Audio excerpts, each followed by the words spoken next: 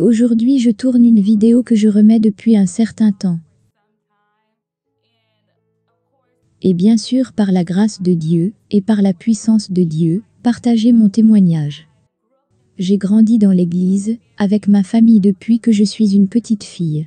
Je me souviens que j'allais à l'église les dimanches. Mais je ne savais pas vraiment ce que c'était que d'avoir une relation personnelle avec Dieu. Et au lycée, durant ma première année, un de mes amis m'a évangélisé sur ce que c'est que d'avoir une relation personnelle avec Dieu. Qu'est-ce que c'est que le salut? Qu'il ne s'agit pas seulement d'aller à l'église le dimanche, mais qu'il s'agit d'un changement de cœur. Je suis rentrée tôt à la maison profondément convertie. Je me suis mise à genoux, et j'ai commencé à crier à Dieu. J'ai dit, Dieu, sauve-moi de mon péché. J'ai senti que c'était ce jour que j'ai vraiment consacré ma vie à Dieu. À partir de ce moment-là, mon voyage a vraiment commencé. Quand j'étais à l'école primaire, j'ai subi une agression sexuelle par un membre de ma famille. Quand cela m'est arrivé, je ne savais que faire, je ne savais pas comment le traiter. Mon cerveau ne comprenait même pas ce que c'était. Ce qu'est le sexe. Mon corps était encore en train de se développer. Et tout cela. Et quand cela m'est arrivé, j'ai été bloquée. Je ne me suis pas sentie à l'aise pour en parler à quelqu'un. Je ne l'ai pas dit à ma mère. Je ne l'ai dit à aucun membre de ma famille. Et cela a ouvert la porte à la perversion sexuelle. Et à partir de ce point, cela m'a conduit à la pornographie. Je regardais beaucoup la pornographie sur mon ordinateur. Je me sentais sale. Je me sentais dans la honte de regarder ça, mais je ne savais pas comment m'en sortir. Quand j'ai décidé de vraiment consacrer ma vie à Dieu, j'étais convaincue à un autre niveau de ce que c'était. C'était bien sûr une conviction surnaturelle à propos de la pornographie. Je ne l'aurais pas su, même des années plus tard, que la pornographie était quelque chose que je pouvais m'en débarrasser. J'en étais donc convaincue. Je priais tout le temps, disant, Dieu délivre-moi de ce péché. Seigneur, fais quelque chose. Je déteste cette chose. Je n'aime pas regarder la pornographie. Je sais que tu n'aimes pas.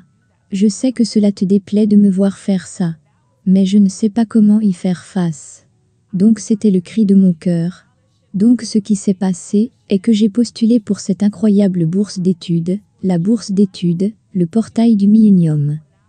Il continue de payer ma scolarité dans l'université où je suis actuellement, Harvard Graduate School of Education, dont je rendrai le témoignage dans une autre vidéo.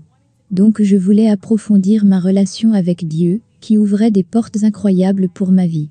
J'étais entourée par une communauté de gens de foi dans mon école. Mais j'étais toujours, vous savez, en lutte avec ce péché. J'avais honte même de dire que je luttais contre ça. Et aussi quand j'étais au lycée, j'ai eu une relation avec ce gars, qui a ouvert la porte au sexe avant le mariage. Tous les deux, on savait que ce n'était pas bien. Nous étions tous les deux chrétiens.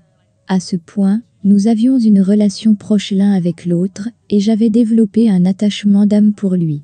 Si vous ne savez pas ce qu'est l'attachement d'âme, l'attachement d'âme peut être pieux ou impie. Jonathan et David avaient un attachement d'âme, mais c'était un bon attachement d'âme. Le type d'attachement d'âme impie. Dans 1 Corinthiens 6 verset 16, il est dit: Ne savez-vous pas que celui qui s'attache à la prostituée est un seul corps avec elle?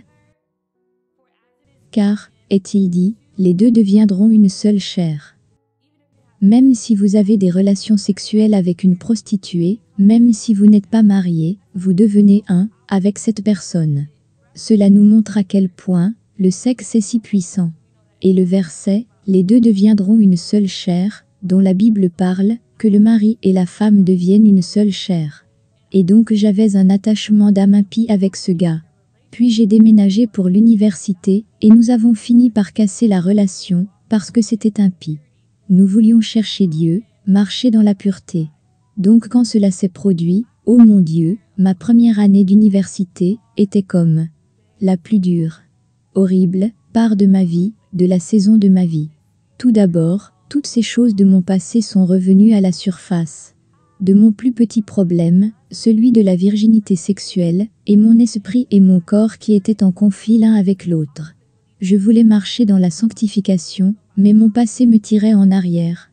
À ce moment-là, je voulais rompre cet attachement d'âme, et c'était difficile. Je voulais revenir dans cette relation avec ce gars, mais il n'a pas voulu. Dieu merci. Je devais prier, et jeûner. Demander aux gens de prier pour moi.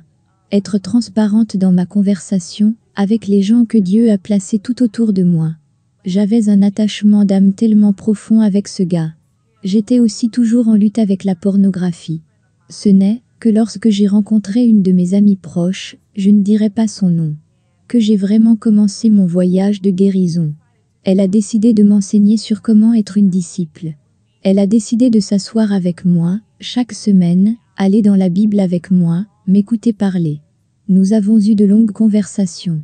Et c'est là que notre amitié a commencé. Donc je lui ai partagé mon histoire, et jusqu'à ce moment, je n'avais jamais dit à personne que j'ai subi cette agression sexuelle dans le passé. Et j'ai partagé cela avec elle, ce qui m'est arrivé quand j'étais une petite fille. C'était mon secret le plus sombre et le plus profond. C'était quelque chose que j'avais refoulé dans mon esprit, mais les effets étaient toujours là et m'affectaient. C'était difficile d'ouvrir cette partie de ma vie. J'étais dans un état brisé. Je ne savais même pas que j'étais si brisée par ça.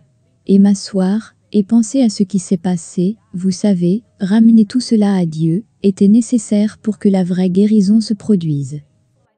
Si vous vivez quelque chose de semblable, si vous avez quelque chose qui vous retient en arrière, ou tout ce qui vous affecte, la transparence est la clé. L'ennemi veut que vous gardiez ces choses secrètes pour qu'il puisse continuer à vous garder dans le piège de la servitude. Mais Dieu veut que vous soyez libre. J'ai dû traiter cela avec Dieu premièrement.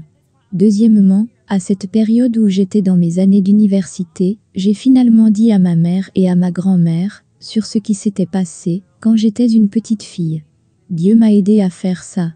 Et cela m'a conduit à un nouveau niveau de liberté, de savoir que ce n'est plus un secret.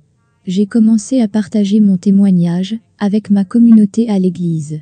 Quand je vais en voyage missionnaire et que je dois parler aux jeunes, je partage aussi cette partie de mon histoire. Et donc, alors que je commence à partager mon témoignage publiquement, Dieu a commencé à me guérir de la honte et de la culpabilité du passé. Cela m'est arrivé, mais ce n'était pas de ma faute. Même quand j'ai été sauvée, et que je luttais avec la servitude de la pornographie, et toutes ces choses, je me sentais coupable de ce passé. Et l'ennemi alors venait me condamner à ce sujet, il me mettait la honte que je ne m'en sortirais jamais. Mais gloire à Dieu.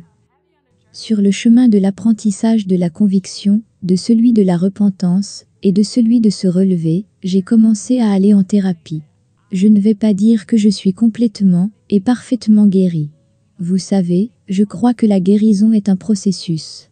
Que c'est continuel. Dieu m'aide à travers ce voyage. Et ce n'est ni par la force, ni par la puissance. J'avais l'habitude de penser que je devais faire X, Y, Z pour être libre. Mais rien de tout cela ne fonctionnait. Littéralement, c'est par l'Esprit de Dieu que je suis capable de marcher en toute liberté du péché. Il m'a donné les outils, il m'a donné les ressources qui m'équipent, comme mettre des gens dans ma vie pour me tenir responsable, et des choses pour me tenir responsable. Mais ce n'est que par l'Esprit de Dieu.